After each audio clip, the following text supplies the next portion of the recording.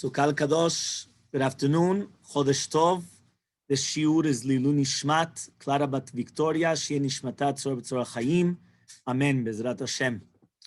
We just wanted to speak about Parashat Noach. We're going to speak about the importance of Parashat Noach. There's a lot of what to learn about. The Pasuk says, Vayar Elokim et haaretz. HaKadosh Baruch Hu sees the land, v'hineh nishchata. Behold, it is destructed. Ki ishchit kol basar et darko al haaretz.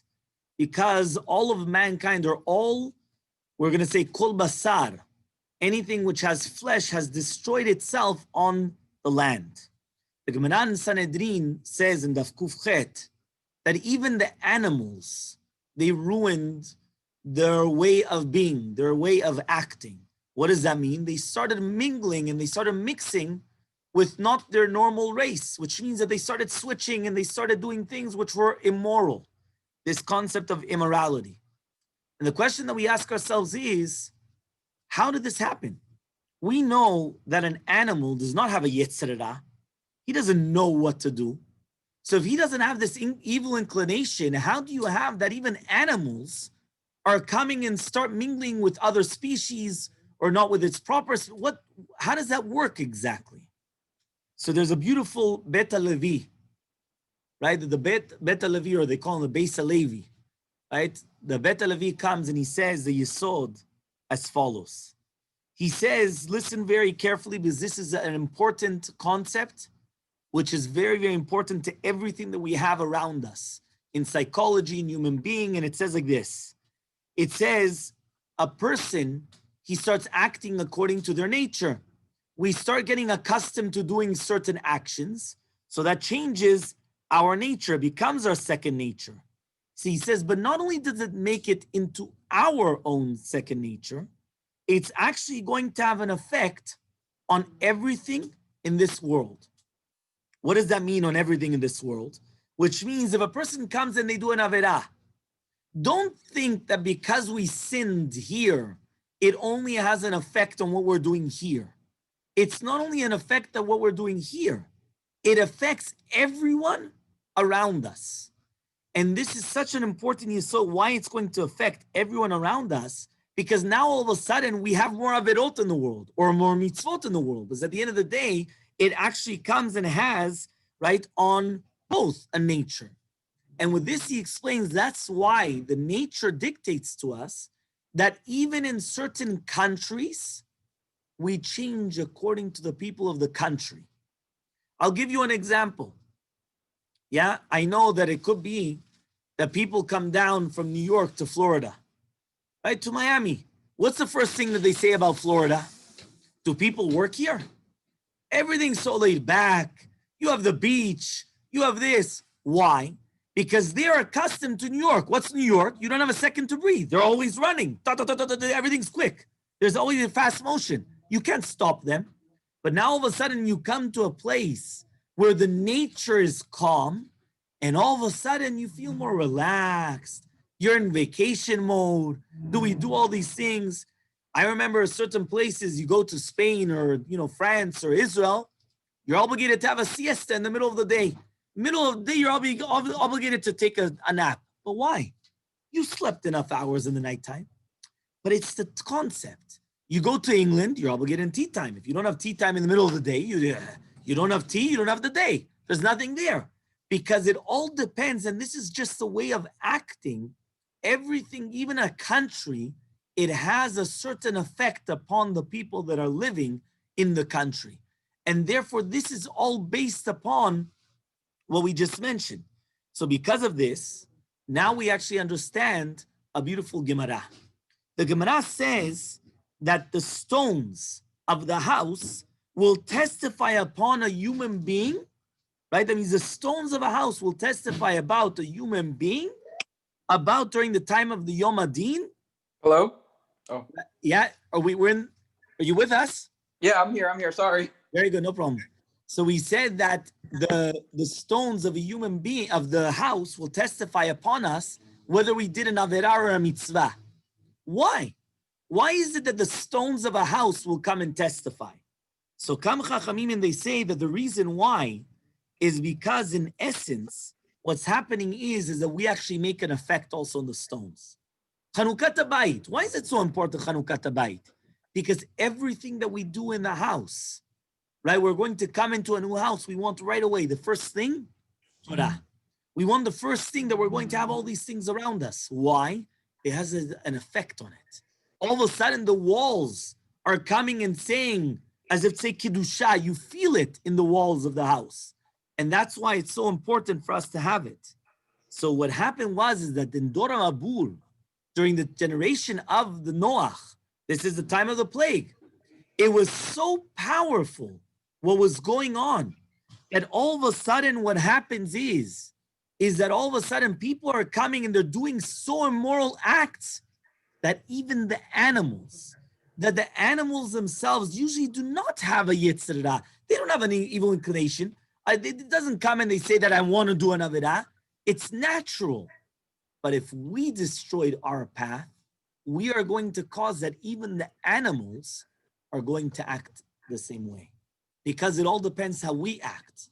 So all of a sudden now depends how we act, that's going to have an effect on them. Now explains the Bet HaLevi something incredible. He says, now we understand the Gemara. The Gemara Masechet Chagiga says that if a tzaddik is zocheh, if the tzaddik merits, he takes his portion and his friend's portion in Gan Eden. The Rasha, the wicked person, will take his portion and his friend's portion in Gehinam, in hell. What's going on? Why? If a tzaddik did a certain action, he should get paid according to his action. Why all of a sudden is he going to take the Rasha's portion, the wicked person's portion, in Olam Haba, in Gan Eden? And then you have the Rasha. The Rasha came and he did an Avirah. So you understand, you punish him, punish the Rasha. But now what? You're going to punish the Rasha for the Tzaddiq's Avirah also? Why? If he didn't do it, why should he be punished?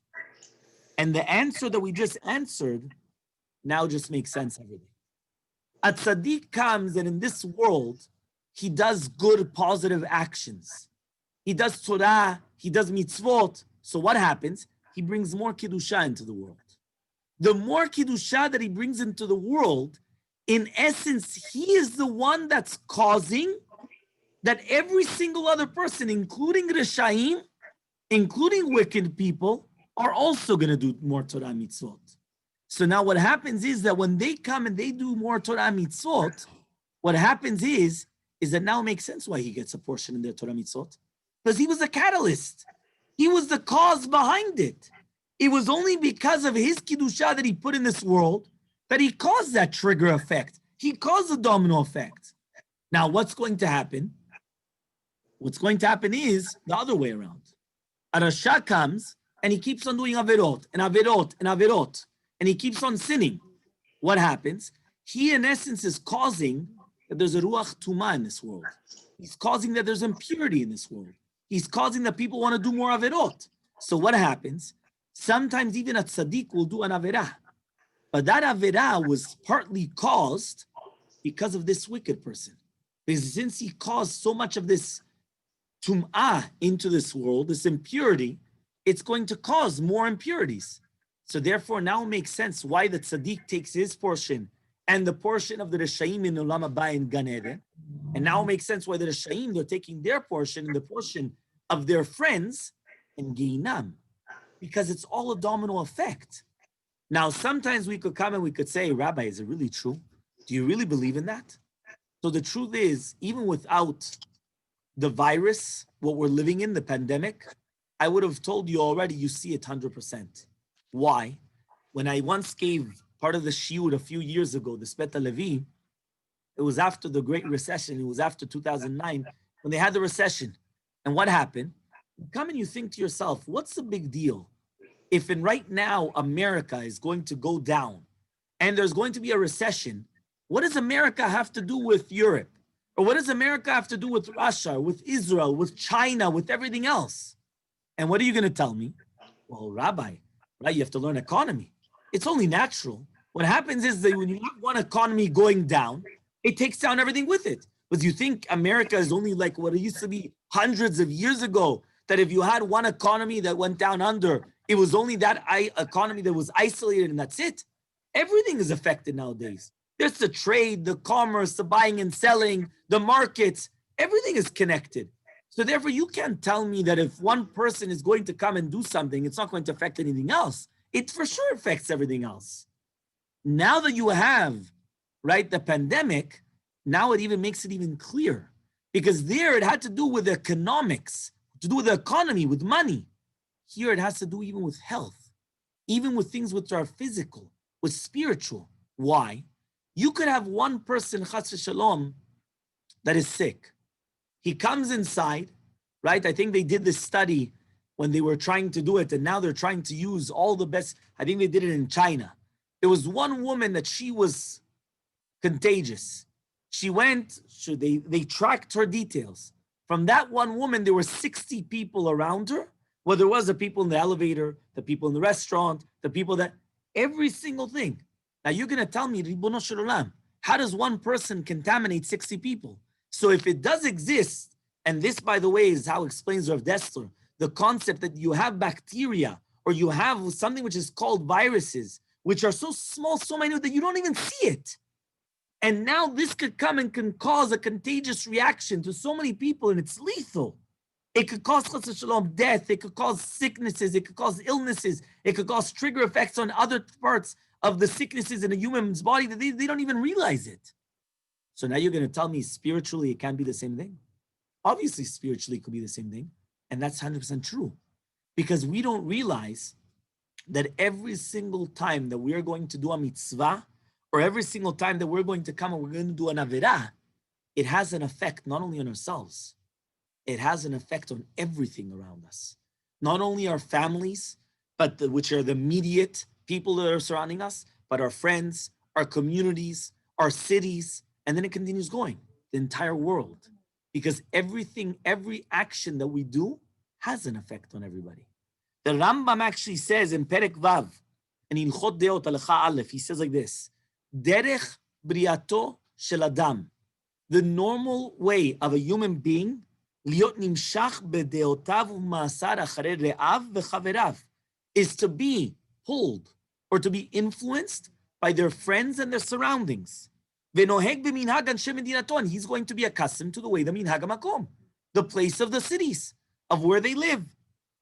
Therefore, a person has to attach themselves to the tzaddikim and to always be by the chachamim, right? Always in order to learn from their actions, to distance themselves from the reshaim, from the wicked people, right? Because he doesn't want to learn from them.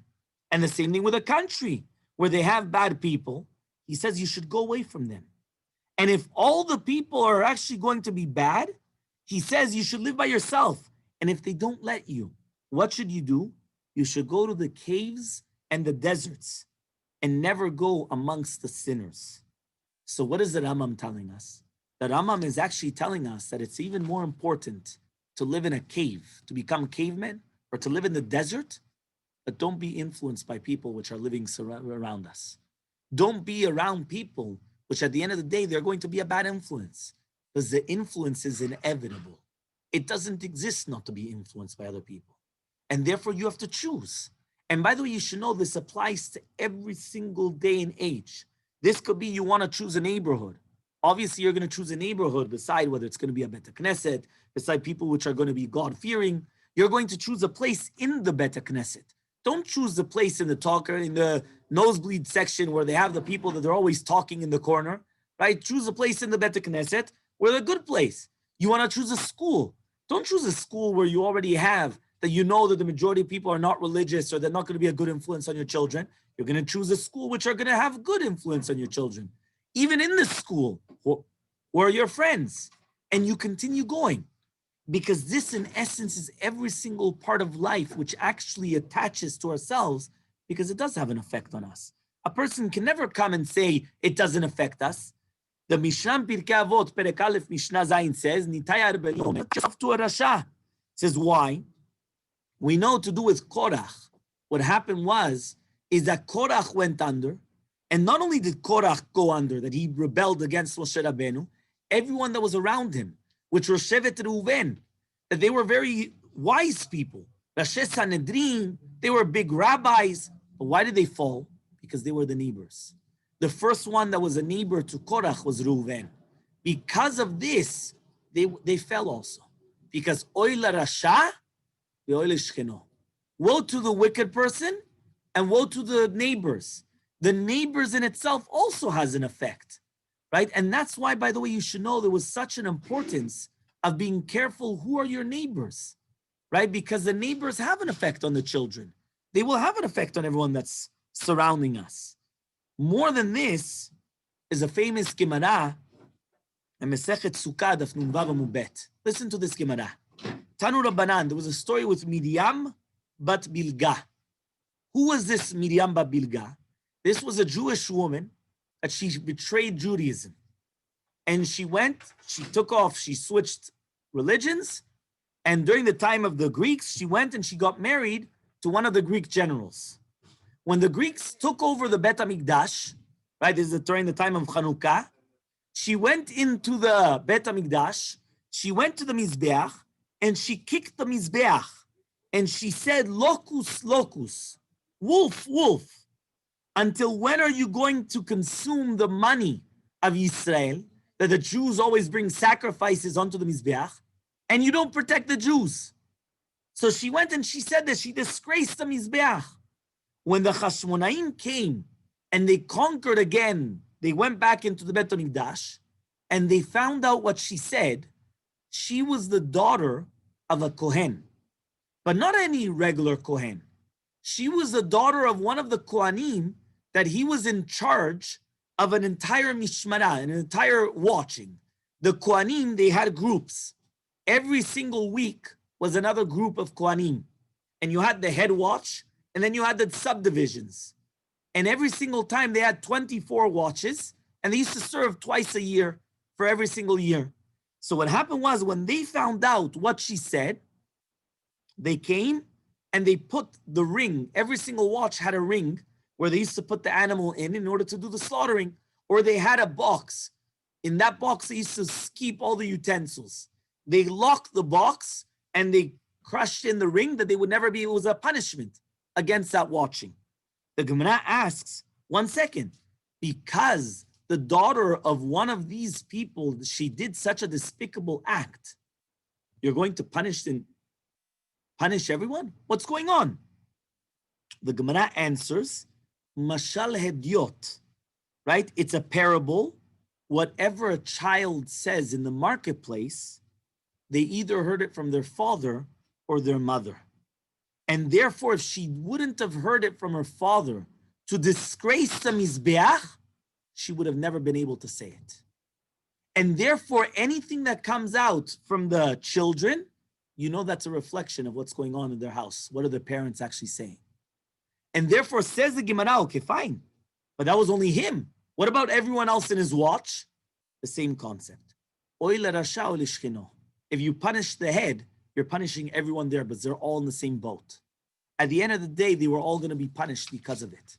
Now, why is this so important? Because this actually is going to have an effect on our children as well. Because everything that's happening is actually a reflection of what's going on within us. So therefore, we cannot come and say, it's just a child talking. The child is saying something that we are actually saying at home. And therefore, we have to be careful what we say at home, because the children are watching and listening, and they're actually going to repeat that which we are saying. And that hashkafa, that outlook that we're trying to portray at home, it's actually a reflection. There are a mirror which are coming out. The only difference is children are usually very, very open, and therefore it's an open book. And usually when we get older, we try to learn how to filter it. So even if we want to filter something, we don't realize that a child will actually say the truth. And they'll say everything that's actually the way that it is, because there's no filters there. Now, what happens is that this in itself actually happened by Sodom as well.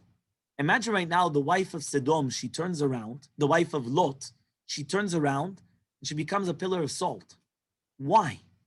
And again, it's the same concept. When a person comes and they're going to be influenced, and she turns around and she sees what's going on, they become influenced from what's going on. And this, in essence, is another important message behind the parasha of the Sotah. A woman which was we're going to say she was suspected of doing something immoral. She's suspected of immorality. She betrayed her husband. So what happens? We take her to the Bet HaMikdash, and we give her to drink from the waters. The waters, they erase the name of Hashem. If she was liable and she actually committed adultery, she blows up. If not, then it becomes a bracha for her. Says the Gemara immediately afterwards, what's written? Nazir. What's a Nazir? We have to distance ourselves from drinking wine. Because many times, right, the Nazir, why does he distance himself? Because he realizes the majority of the times people start drinking wine. When they drink wine, they become off guard. They don't realize what's going on. And then what happens is that they commit the Avera. They commit adultery. So what happened? Says the Gemara, anybody that sees a sotah, they should learn and they should distance themselves from wine. Everyone asks, what's going on? Exact opposite. If you just saw the sotah, imagine right now this commotion. Everybody comes to the Bet HaMikdash. A woman is committed of doing something of foul play. They come and they see her blow up in front of everybody. Isn't that the best way to have a deterrence? Saying you're coming and you're seeing how everyone is they're going to say, why would anybody want to do such a thing?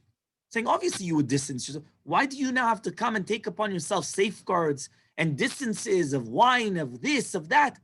Very simple. You just saw something happen. Gamarnu, you would never do such a thing, right? Imagine somebody does a terrorist attack, right? This I always said would be the best thing that they would do, right? Any terrorist attack, automatic death penalty. You think people are going to do it that quickly? Right? But what happens? They do it because they know there's going to be another Shalit Gilad, right? Another deal. Another 1,000 of them are going to come out. They'll do it again. Deja vu, and it continues going. Right? That's why they're going to do it. But if they know they're going to be killed immediately, that's it. It's a deterrence. They know automatically. So what happens? So what happens that we have to ask ourselves is, why? Why is it that if you just saw the sotah, you saw this woman, now you have to stop yourself from coming and from drinking wine? And the answer is as follows. Even though you came and you saw the sotah the way that she was in the punishment, and in essence, a greater effect was done on us that we could become influenced, that we could stoop so low to do such an action. Which means it's like a doctor. A doctor comes and he's doing 2 actions in one shot. He's dissecting, he's cutting someone open, right? But the surgery is in order to save someone's life. It's not to do something negative, something positive. But the action that he's doing is cutting someone up. If you don't know what they're doing, right? If you look at what's going on, he's doing something bad. He's not doing something good, but we know he's doing something good. He's a doctor. He's trying to save someone's life. But says the Mishnah in Pirkei Avot, the Mishnah, at the end of Kiddushin, Tov shebarofim legeinam. Sometimes you could have the best of doctors and they're going to Geinam. They're going to hell. Now you think to yourself, why? And one of the reasons why is explained is because the action which you're doing right now has a bigger effect than the actual mindset what you're doing. Which means that even though you're doing it for a good intention, the fact that right now you're cutting someone up will have a bigger effect on you than your intention behind it. And therefore, say Chachamim, the fact that you saw such a woman, that she could actually do such a thing, that in itself could bring into your mind something, you know what, it's possible to do such a thing. Beforehand, nobody would ever dream of doing such a thing. Now, if it's possible, even though they saw the punishment, it will have a bigger effect on them. They might actually do it, that they might actually do the Avirah. And therefore, we have to stop ourselves from drinking wine in order to save ourselves from doing this. Kam Chachamim, and they say, when we actually understand what is the importance, right, of what we're actually trying to get to, we have to actually understand as follows. In every single action and everything that surrounds us, it has an effect, right? For example, the Chachamim say, never to look at the Rasha, never to look at the face of a Rasha, because if you look at a wicked person, it has a negative effect on us. But on the other hand, your eyes should always be looking at your masters, at your rabbis. That's why there's a concept of putting pictures of Rabbanim all over. Why? The more that you look at them, the more that it has an effect on you. And again, all of this is all the exact same yesod again and again and again. It's all the same foundation. Parashat Noach was coming and trying to teach us to be careful with our surroundings. HaKadosh Baruch Hu went and he told Noach, I want you to build a teva for 120 years. And then I'm going to lock you inside of the teva. The tevat Noach is a protection to protect ourselves. It's a shield. The shield is lock yourself inside of a teva. Sometimes it's not possible to go into the deserts and to go inside of the caves. However, though, the home, the Jewish home in itself, is that protection. The women, right, why are they called the house? The house in itself is a protection from the outside effects. Their job is always to protect the children in the coming generations of the outside, and they have to actually filter what comes inside the home and what actually stays outside the home. That's the woman's job. The men, they're too busy. They're working, they're doing other things. They're not the ones that are bringing up the children day to day and involved in all that chinuch. That has to come from the women. And therefore, what happens is that we have to actually understand that is Tevat Noach. The Tevat Noach was to filter all the negative water, all this water that wants to come and flood out the world. And every single time we are going to go out into the outside world, we have to copy Noach. You think Noach went out the first time? He sent out 3 messengers. The first one was a raven. When the raven came back, he didn't believe the raven because sometimes the raven lies. So therefore he said, I'm not going to do the raven. I'm going to use the yonah, the pigeon, right? Why? Because this dove, this in itself, he's going to tell me the truth. But even the second time around, he still didn't go. It was only until the third time when he knew it was 100% safe. Then he went out. And when he brought the sacrifices, he had the reach nichuach, he had the pleasant smell. Every single time that we have to understand, we have to fortify our houses. We have to build around our houses this protective cover, the Tevat Noach. The Tevat Noach has to separate ourselves from the world outside. The world outside is not a safe place. There's a lot of things which are outside, which they continue doing. And a lot of it is the effect of all the avirot which are being done around. So if we already know that, we have to protect our children. We know all the negative influences outside. We don't have to mention them. But what happens is build the protection around. Once we build the protection around, now we know we have to make sure that our children have the best of friends, the best of the schools, the best of the neighborhood, the best of everything, in order that they actually have the positive outlook in life. Because remember the saying that we always tell people, tell me who your friends are, and then I'm going to tell you who you are. That's 100% what it is. Because in essence, that's who you're going to become. If I know who your friends are, I know, oh, perfect. That's the best of things. But chas v'shalom, if not, that's when we have to ask ourselves a question. But always remember, every time that we're going to go out, ask ourselves these questions. If we're going to look out, and instead of just running outside, they actually used to say, one of my friends once told me, they told me that the Brisker Rav, every single day, whenever he used to go outside of his house, he used to say Tehillim. I asked him, why are you saying Tehillim?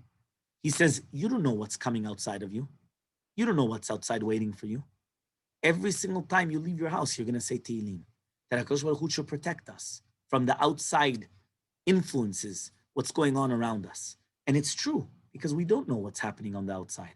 All you need, chas v'shalom, is one time to go out and to see something, and it has an effect. Rav Chaim Kanievsky, they once said that he once left his house on Shabbat, and he saw an ambulance, right, driving by on Shabbat, with the sirens going by. And he started crying. He came into his house, he started crying. They asked him, why are you crying? For sure, obviously, it was an ambulance. It had to be pikuach nefesh. Obviously, it had to be for saving someone's life. Why are you crying? He said, I'm crying because I saw Chilul Shabbat. Rav Chaim Kanievsky understood that even seeing the desecration of Shabbat has an impact on you. Because the more that you see people that are mechalel Shabbat in front of your face, that they're coming desecrating Shabbat, the lower the Shabbat has an effect on you. So all of a sudden in common, they say, you know what, now Shabbat is a little bit lower. They once said about a certain person that the first time he cried, the second time he cried even more. They asked him, why did you cry more the second time? He said, because I felt that down the second time, I became a little bit accustomed to it. It didn't hurt me as much. That's why you have to cry even more. And the truth is, it is 100% true. When people come and they start getting accustomed to people around them being mechalel Shabbat, it becomes accustomed to them. So then they don't, okay, big deal. Somebody's mechalel Shabbat in front of you. For you, it should be what? somebody's coming and they're actually desecrating the Shabbat right in front of your face, it's going to have an effect on you and on your children and everyone else, because now it became something accustomed. But again, we have to be careful what our children see, what we see, and all these things is going to have an effect on us. Bezrat Hashem, I just hope that these words should be spiritual uplifting for everyone. Lilu Nishmat, again, Clara Bat Victoria, Shei Nishmatav Tzor B'Tzor Chaim. We should continue growing in Torah Yirat Shamayim. We should continue putting a shield around us in order to have this protection, Bezrat Hashem, that we should be able to continue growing in Torah Yirat Shamayim. Amen.